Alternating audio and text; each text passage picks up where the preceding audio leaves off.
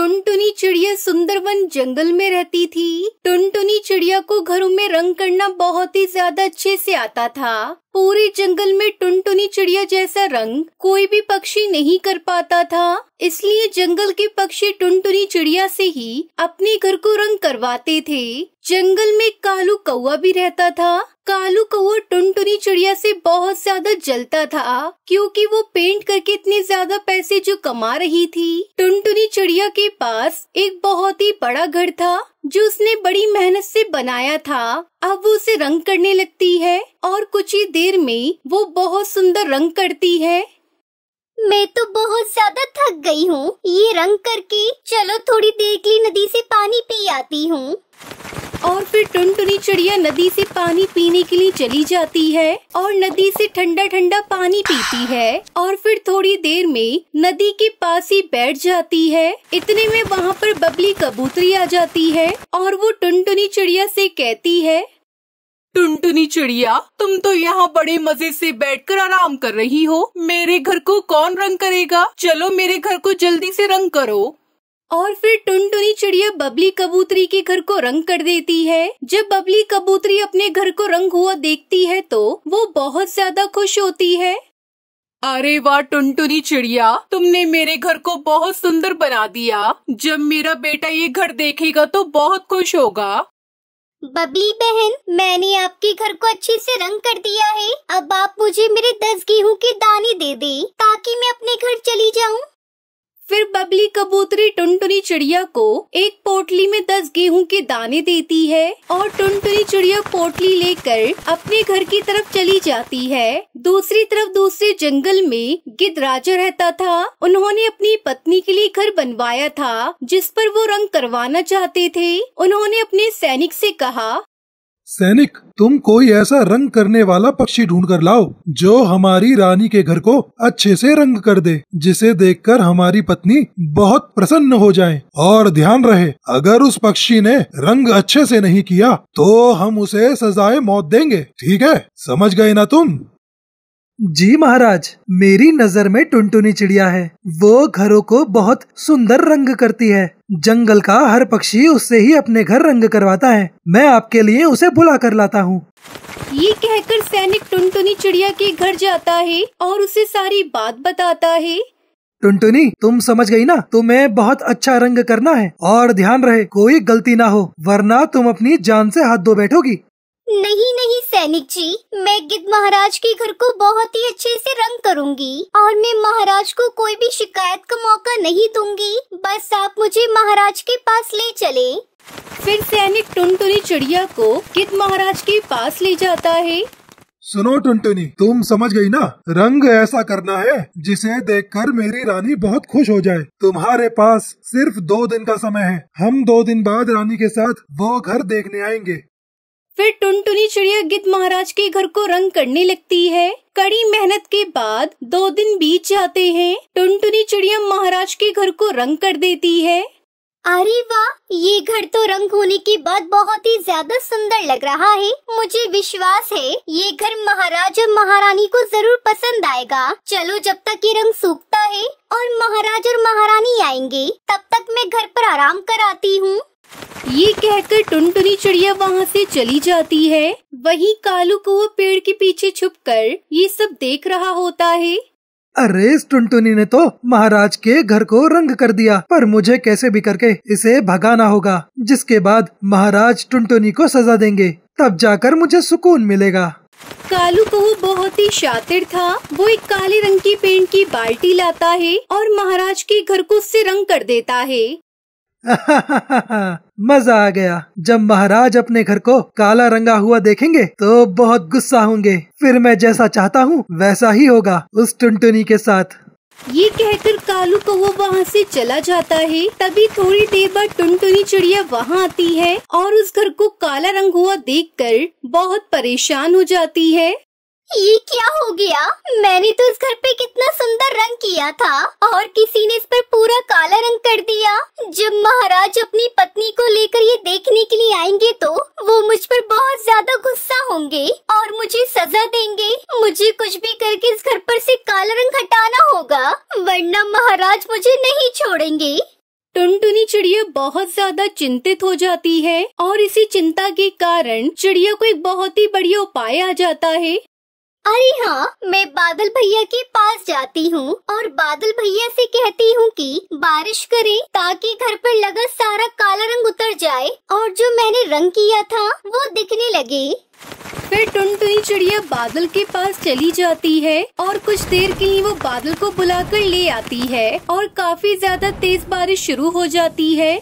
बारिश के पानी के कारण उस घर पर से काला रंग उतर जाता है और जो रंगीन रंग चिड़िया ने किया था वो सामने आ जाता है। बादल भी अपना काम करके वापस पहाड़ों की तरफ चला जाता है। टुनटुनी चिड़िया उस घर को देखकर बहुत ज्यादा खुश होती है। तभी गिद्धराजा अपनी पत्नी के साथ वहाँ आ जाते हैं और उस घर को देखकर वो दोनों बहुत खुश होते हैं।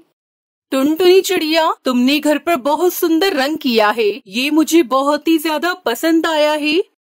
हाँ टुनटुनी चिड़िया, ये रंग मुझे भी बहुत पसंद आया। मैं खुश हूँ तुम अपनी बात पर कड़ी उतरी, इसलिए इनाम के तौर पर हम तुम्हें ये 20 सोने के सिक्के देते हैं। शुक्रिया महाराज, ये घर को रंग करना तो मेरा पेशा है, इसके साथ धोखाधड़ी कैसे? मैं जब भी किसी के घर को रंग करती हूँ तो पूरी ईमानदारी मेहनत के साथ करती हूँ। वही कालू को एक पेड़ के पीछे छुपा ये सब कुछ देख रहा था। ये देखकर तो उसके होश उड़ जाते हैं। अरे ये सब कैसे हो गया? मैंने तो इस घर पर काला रंग किया था ताकि महाराज गुस्सा होकर टुनटुनी चिड़िया को सजा दे। यहाँ तो उल्टा ही हो गया, महाराज तो खुश होकर इसे सोने के सिक्के दे रहे हैं। वही टुनटुनी चिड़िया खुशी खुशी पक्षियों के घरों में रंग करके अपनी जिंदगी बिताने लगती है।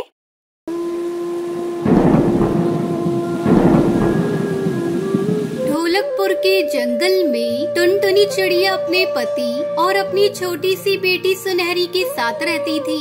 उसका पति कालू कौवा जंगल में पकोड़े बेचा करता था। पकौड़े खाओ पकौड़े, स्वादिष्ट आलू प्याज परवल भिंडी लौकी के पकौड़े खाओ। कालू भाई, मुझे 1 प्लेट भिंडी के पकौड़े देना, ऑफिस जाने की देर हो रही है। दीदी, आज मैंने परवल के पकौड़े बनाए हैं, जरा इन्हें भी टेस्ट करके देखो। वाह वाह, ये परवल के पकौड़े तो बहुत ही स्वादिष्ट और कुरकुरे हैं। तुम्हारे बनाए पकौड़े का तो कोई जवाब ही नहीं है कालू भाई। तब तक आप लोग हमारे इस वीडियो को लाइक और अगर आपने हमारे चैनल को सब्सक्राइब नहीं किया है तो जल्दी से सब्सक्राइब कर लें और कमेंट सेक्शन में जरूर बताएं कि आपको हमारी ये कहानी कैसी लगी। इस तरह पकोड़े बेचकर कालू की काफी अच्छी कमाई हो जाती थी, जिससे उसका पूरा परिवार खुशी खुशी अपनी जिंदगी बिता रहा था। एक दिन जब कालू कौवा अपनी दुकान पर जा रहा था, तब उसकी छोटी बेटी सुनहरी भी उसके साथ जाने की जिद करने लगती है। बाबा, आज मैं भी आपके साथ आपकी दुकान पर चलूंगी। अरे तू क्या करेगी दुकान पर जाकर? तेरे बाबा तुझे देखेंगे ग्राहकों को। चल जाकर बाहर बच्चों के साथ खेल। मुझे नहीं खेलना, मैं तो बाबा के साथ दुकान पर ही जाऊंगी। कोई बात नहीं टुनटुनी, मैं इसे लेकर दुकान पर जा रहा हूँ। थोड़ी देर बाद तुम आकर इसे घर ले जाना। कालू कौवा अपनी बेटी सुनहरी को लेकर अपने पकोड़े की दुकान पर चला जाता है। फिर वहाँ वो पकोड़े तलने लगता है और अपने ग्राहकों को पकोड़े खिलाने लगता है। इसी बीच उसकी नजर उसकी बेटी सुनहरी चिड़िया पर जाती है। बेटा, तेल गर्म है, जल्दी हटो वहाँ से, कहीं ये तेल गिर न जाए। कालू सुनहरी चिड़िया को गरम तेल के पास से हटाने जाता है। तभी कढ़ाई को खोलता हुआ गरम तेल कालू के बदन पर गिर जाता है। कालू कौवा बुरी तरह से करहाने लगता है। उसी समय टुनटुनी सुनहरी को लेने दुकान पर आती है। वो कालू की दशा को देखकर रोने लगती है। ओहो, ये सब कैसे हो गया जी? मैंने आपको कई बार मना किया सुनहरी को मत लेकर जाइए, पर आप मेरी बात नहीं माने और सुनहरी को लेकर चले आए। देखिए क्या हो गया आपको। कालू कौवा पूरी तरह से जल गया था। उसके पकोड़े की दुकान बंद हो जाती है। कुछ दिन यूं ही निकल जाते हैं। घर में दवा के पैसे भी नहीं थे। तब टुनटुनी चिड़िया अपने पति से कहती है, कब तक ऐसा ही चलेगा जी? मैं आपकी दुकान पर जाकर काम करती हूँ। मैं कल से आपकी दुकान पर जाकर पकोड़े बेचूंगी। ठीक है टुनटुनी, मेरी हालत तो तुम देख ही रही हो। अब मैं तुम्हारा साथ भी नहीं दे सकता। तुम दुकान पर पकौड़े ठीक से तलना। अच्छे से तले हुए पकौड़े पक्षी ज्यादा खाते हैं। रात में टुनटुनी सोचने लगती है, हे भगवान, ये कैसी घड़ी आ गई है। मेरे पास तो पकोड़े के लिए सब्जी खरीदने के लिए पैसे भी नहीं है। यही सोचते सोचते वो सो जाती है।